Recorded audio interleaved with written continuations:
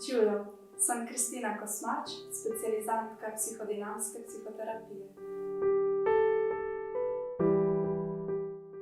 V svoji psihoterapevtski praksi nudi možnost tako kratkotrajnih terapij, kjer v nekaj srečanjih se posvetimo odpravljanju simptomov in doseganju nekih kratkoročnih želja oziroma ciljev, kot tudi terapije, ki trajajo daljše časovno obdobje. V tem primeru je proces dela na sebi globlji in prinese globljo in trajnejšo spremembo.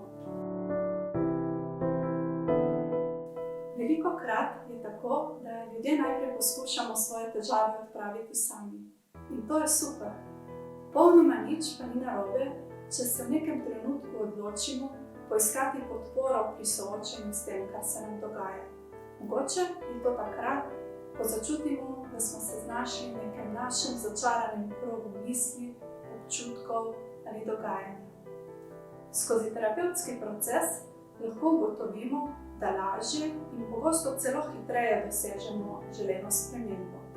Čeprav proces dela na sebi ni vedno samo prijeten in enostaven, se za vsem neprijetnim in bolečim skriva veliko lepote, notranje moči, povezanosti s sabo, sočutja, veselja do življenja in navsezadnje tudi ljubezni do sebe in drugih.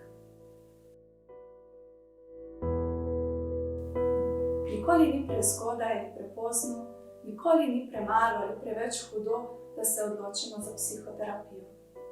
Kar je pomembno, je, da prisluhnemo sebi in svojemu občutku o tem, kdaj je za nas pravi čas in k komu želimo iti.